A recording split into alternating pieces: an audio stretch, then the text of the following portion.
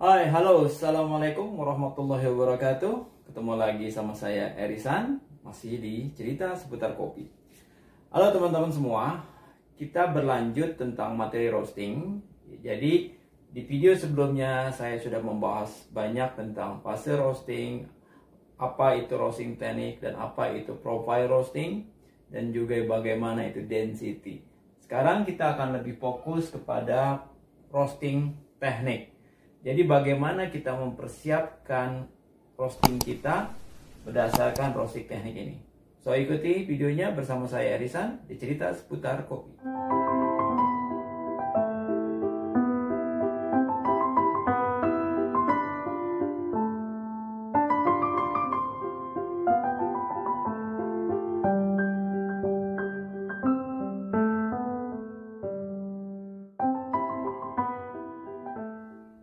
Baik teman-teman, jadi kita akan bahas satu persatu dari materi sebelumnya yang sudah saya sampaikan, yaitu bahwa roasting teknik terbagi secara garis besar ya, buat sesuai dengan apa yang saya pelajari.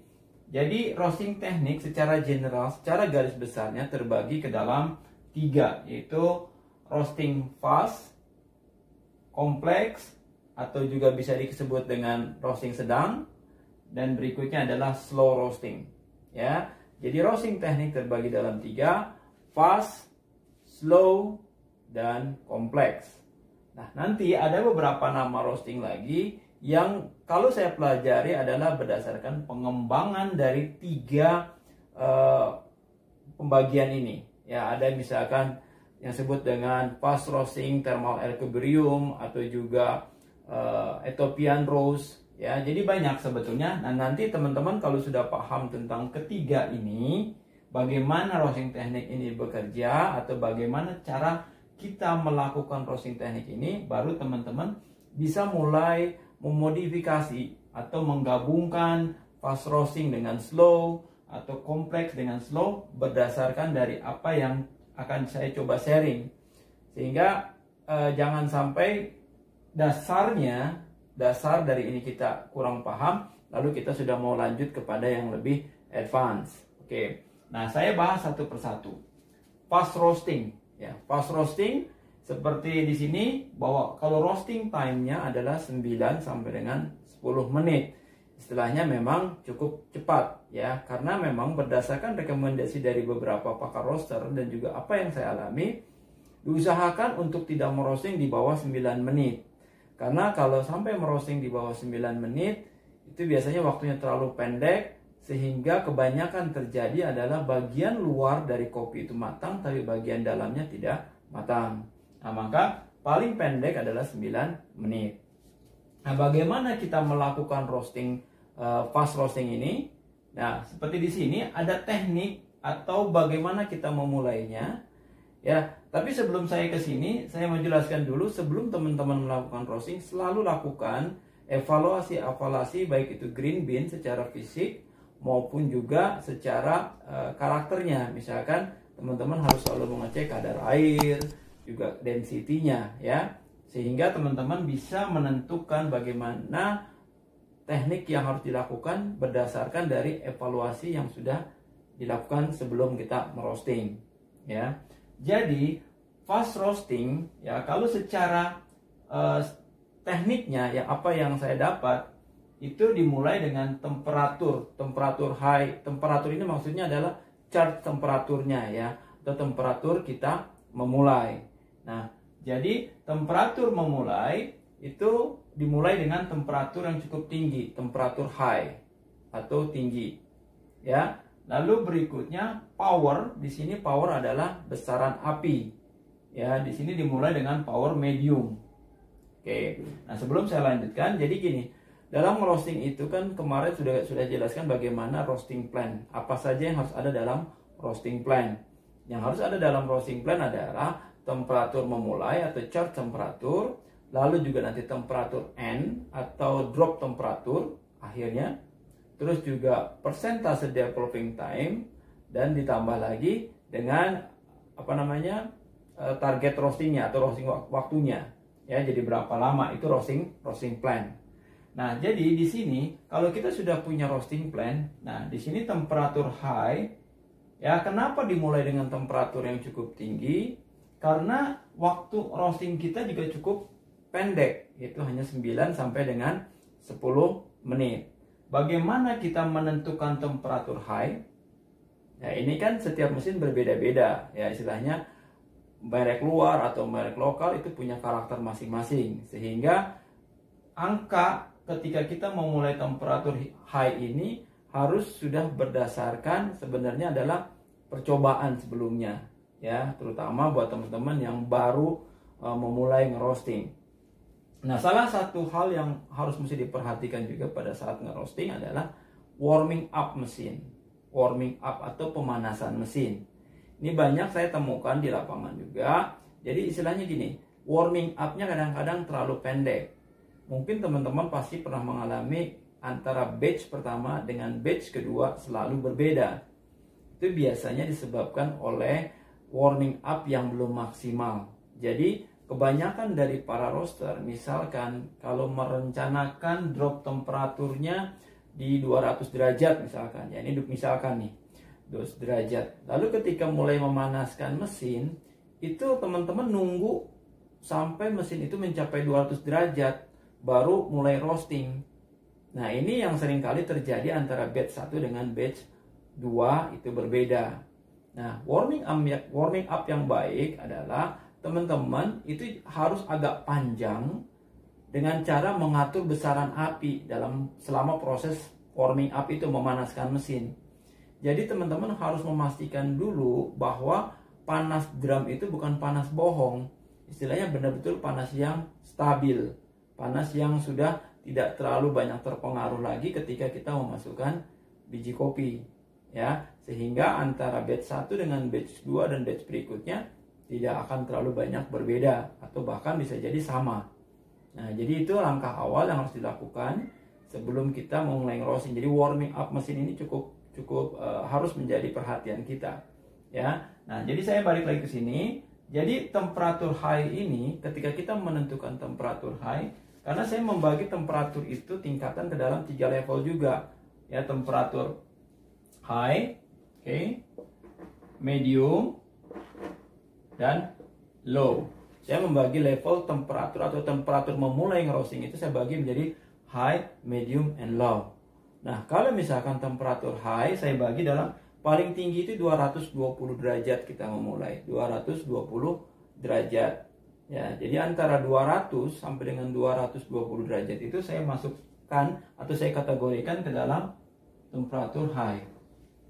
Nah, yang temperatur medium, ya, di bawahnya temperatur medium itu saya masukkan ke dalam 180 sampai dengan 190 derajat. 1 sampai 195 ya.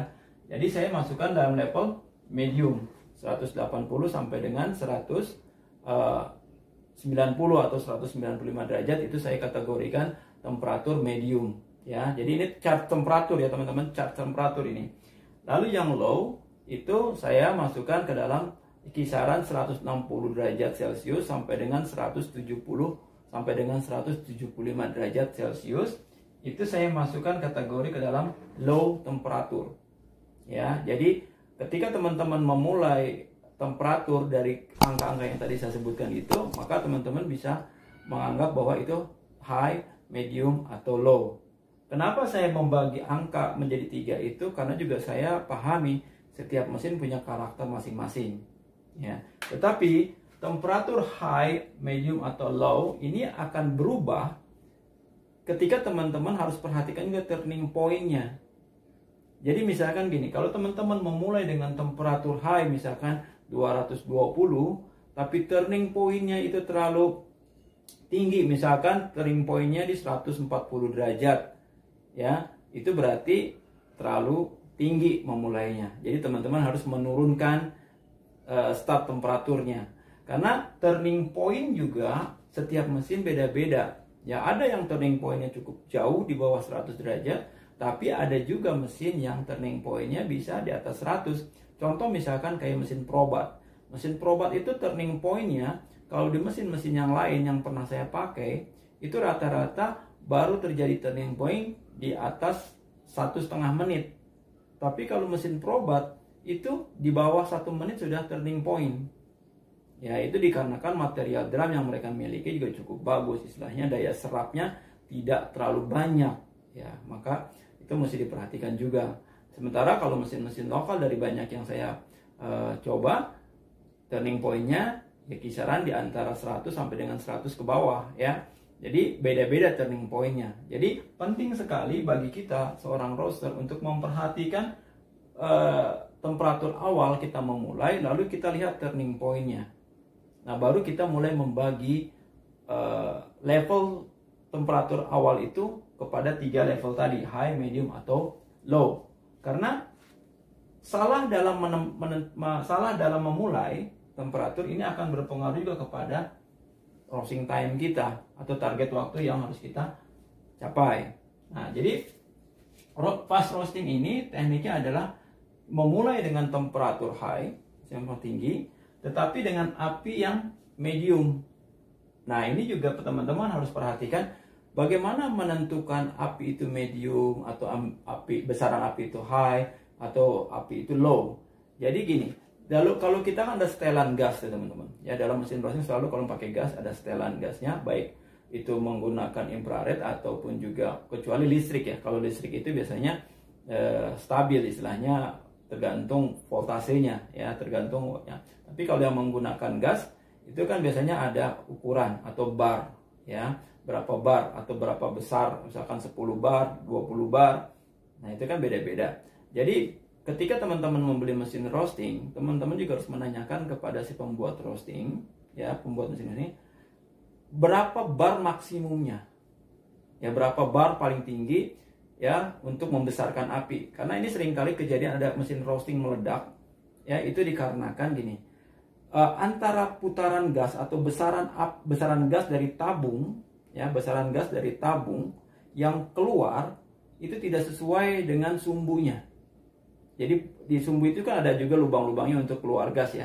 Jadi tekanan dari tabung cukup kuat, sementara yang keluarnya sedikit, sehingga gas itu ada dalam selang. Jadi menekan terus. Nah, lama-lama sudah tidak mampu lagi menekan, maka terjadilah meledak misalnya tabungnya. Nah, itu kejadian. Maka ketika teman-teman beli mesin roasting, teman-teman harus tanya sama pembuat mesin roasting, tekanan paling tinggi berapa? Settingannya yang paling tinggi. Nah, setelah teman-teman menemukan settingan paling tinggi, lalu teman-teman perhatikan kenaikan temperatur per menitnya. Ya, mau per 30 detik atau mau per 1 menit nggak ada masalah. Ya, jadi perhatikan kenaikan temperatur ketika misalkan teman-teman mencoba dulu dalam posisi paling tinggi. Berapa temperatur atau berapa derajat kenaikan dalam 1 menit. Misalkan 10 derajat atau 15 derajat. Ya.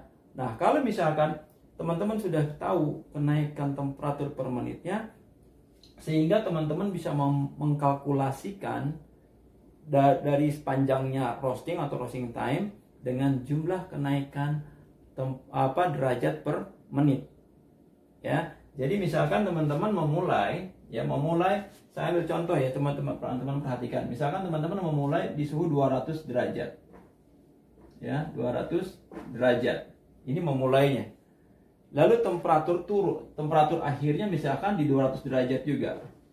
Ya, temperatur akhirnya di 200 derajat juga. Oke. Nah, kan ketika kita mulai 200 derajat itu turun temperatur kan. Nah, misalkan sampai di titik misalkan di 90 derajat. Ini turning point-nya, titik rendahnya di 90 derajat. Nah, biasanya dari memulai ngerosting lalu turun temperaturnya ke turning point, itu biasanya memakan waktu kurang lebih sekitar 1,5 menit sampai dengan 2 menit. Nah, mau tidak mau 2 menit itu waktu kita terbuang karena tidak ada kenaikan temperatur. Ya kan? Nah, baru setelah turning point mulailah naik temperatur. Nah, dari situlah kita mulai menghitung. Nah, makanya ROR atau rate of rise ya, ROR itu dimulai dari menit kedua biasanya. Oke, ROR itu dimulai dari menit kedua. Nah, jadi misalkan 90 derajat ini udah 2 menit nih. Ya kan, kalau misalkan waktu kita 9 sampai 10 menit, berarti kan kita punya waktu hanya tersisa 7 menit. Nah, lihat aja misalkan ini suhu terakhirnya nih 200 derajat. Berarti 200 derajat dikurangi 90 berarti ada 110 derajat. 10 derajat yang tersisa. Dan harus kita raih dalam waktu misalkan 7 menit atau 7 menit ya. Kalau teman-teman menggunakan fast roasting. Nah, tinggal bagi aja 110 dibagi 7. Ya kan? Itu kurang lebih sekitar 14 sampai 15 menitan. Lebih malah. Nah, kalau misalkan mesin teman-teman tidak bisa mencapainya dalam waktu 7 menit, maka teman-teman tidak akan bisa mencapai target waktu. Ya. Jadi teman-teman harus betul-betul memperhatikan kemampuan mesin roasting teman-teman ketika teman-teman mau menerapkan teknik roasting ini. Ya, ketika teman-teman mau menerapkan teknik roasting ini, maka perhatikan kemampuan mesin roasting teman-teman. Karena ada beberapa mesin roasting juga yang kemampuannya di bawah standar. Misalkan kenaikan per menitnya itu lambat sekali walaupun sudah api paling besar. Nah, oke teman-teman. Nah, jadi itu yang mau saya jelaskan di awal dulu supaya teman-teman bisa cukup jelas dan clear bagaimana cara menerapkan teknik roasting ini. Oke. Jadi ketika teman-teman sudah cukup paham, maka di sini saya menjelaskan fast roasting itu tekniknya adalah dimulai dengan memulai temperatur high temperatur, tapi dengan powernya medium atau sedang, api sedang. Tetapi setelah setelah turning point, apinya dibesarkan sampai ke level yang tinggi. Ya, jadi powernya mulai medium, lalu setelah turning point, temperatur apinya dinaikkan ke high. Ya. Kenapa dinaikkan ke high? Karena memang waktu kita cukup pendek, hanya 9 sampai dengan 10 menit. Ya, maksimum 10 30 lah. 10 menit 30 detik, ya. Jadi, setelah temperaturnya dinaikkan, ya, setelah turning point temperatur dinaikkan sampai dengan first crack. Nah, setelah terjadinya first crack, baru temperaturnya diturunkan lagi. Powernya atau gasnya itu, setelan gasnya, apinya diturunkan ke level medium atau low. Ya, karena hati-hati juga buat teman-teman semua ketika ngerosting, ketika sudah mendengar crack, ini adalah waktu yang cukup krusial. Krusial adalah waktu yang cukup berbahaya buat kita. Karena kalau kita salah dalam memprediksi temperatur dan juga membesarkan api, itu kopi biasanya akan terjadi matang di luarnya terlalu gelap, tapi di dalamnya kurang matang, disebut dengan underdeveloped.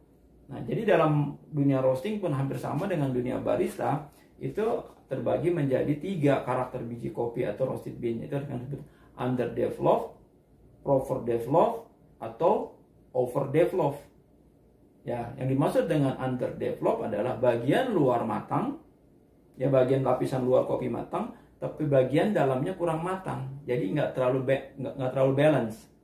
Nah, kalau yang disebut dengan overdeveloped adalah kopi terlalu kering atau dry. Istilahnya biasanya ini terjadi kalau overdeveloped itu kalau teman-teman ketika sudah first crack menggunakan api yang terlalu kecil sehingga developing time-nya terlalu panjang. Ya, sehingga kopi itu terlalu kering. Jadi tidak ada karakternya, tidak ada sweetness-nya, itu terlalu dry.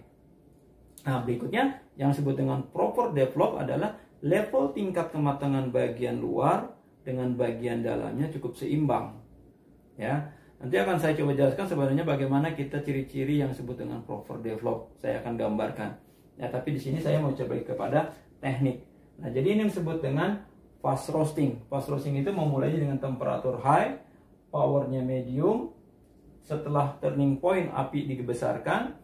Nah, ketika mendekati first crack itu api dikecilkan, ya, diturunkan supaya tidak kan biasanya developing time itu kita mulai setelah terdengar bunyi first crack. Ya, kita mulai menghitung developing time atau persentase developing time. Nah, biasanya kalau untuk yang fast roasting, usahakan first crack itu terjadi di menit ke-7 atau 6,5 atau 7 menit supaya kita masih punya waktu 2 menit untuk proses developing time-nya. Oke? Nah, jadi itu yang dimaksud dengan fast roasting. Nah, berikutnya yang disebut dengan complex roasting atau roasting sedang, waktunya adalah 12 menit sampai dengan 13.30 detik ya. Ini waktunya. Jadi sedang, tengah-tengah. Nah, kalau complex roasting atau saya nyebutnya juga roasting sedang ya. Itu dimulai dengan temperatur tinggi, powernya juga tinggi. Nah, secara teknik ini paling simple karena kita memulai dengan temperatur tinggi, juga powernya cukup tinggi ya, dan kita tidak melakukan perubahan apa-apa. Oke. Baru setelah terjadi first crack atau mendekati first crack, powernya kita turunkan menjadi medium atau low. Nah, pasti teman-teman bertanya, apakah cara mengatur temperatur itu hanya berdasarkan membesarkan api atau mengecilkan api? Lalu bagaimana fungsi airflow? Nah, kalau seperti kayak mesin probat ya, mesin probat atau beberapa mesin luar, itu mereka kayak probat men-setting airflow-nya itu di awal sebelum memulai roasting. Jadi mereka tidak melakukan perubahan airflow pada saat selama roasting, tapi mereka lebih senang kepada membesarkan api, besarkan atau kecilkan api untuk mengatur ROR. Nah, teman-teman juga bisa melakukan itu. Tapi makanya diskusi dengan pembuat mesin roastingnya. Dan ya dalam roasting itu memang harus try and error sampai teman-teman betul-betul memahami karakter mesin roasting teman-teman ya. Jadi kalau untuk complex roasting adalah temperatur high dimulainya, powernya juga high. Ketika mendekati first crack atau sampai first crack, baru apinya itu diturunkan ke level medium sampai dengan low ya. Oke, ini untuk yang complex roasting. Nah, lalu untuk yang slow roasting karena ini waktunya lebih panjang, 14 sampai dengan 16 menit ya, biasanya kalau slow roasting itu menimbulkan karakter body.